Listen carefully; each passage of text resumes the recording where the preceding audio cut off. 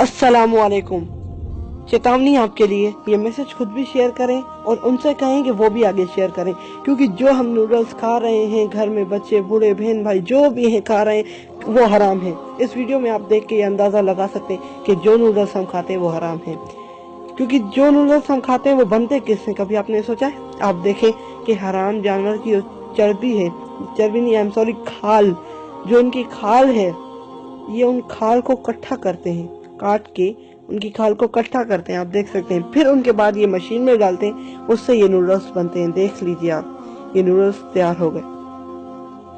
जो हम खा रहे हैं वो हराम है।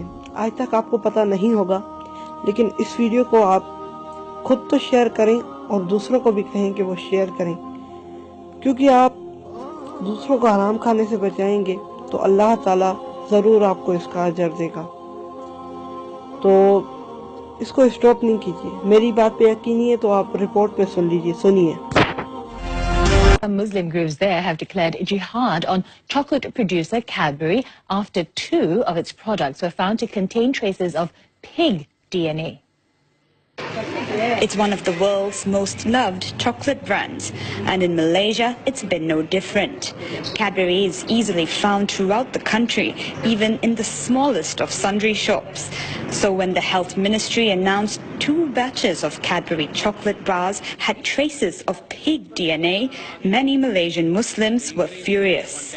Memang setiap kali pergi shopping ke, tengok Cadbury dia mesti beli. Memang saya marah lah sebab kita rasa macam tertipu. Kita seolah-olah ditipu dah kerana produk itu sebelum ini kita rasa halal kan. Cadbury's halal certifications for the 2 product lines have been suspended pending investigations.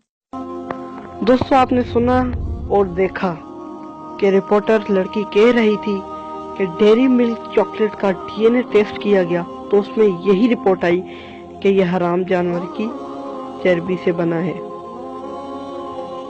लेकिन मेरी बात पे कोई भी यकीन नहीं करेगा, ना मुझे भी पता है। एक दिन जरूर आएगा जिस दिन ये बात क्लियर हो जाएगी कि जो मेरी बातें हैं वो सच्ची हैं। अगर आप यकीन नहीं करते तो प्लीज इसको शेयर तो कर दें। आप अमल नहीं करते तो शेयर कर दें, क्या पता आपकी वजह से कोई इसके ऊपर अमल कर दे।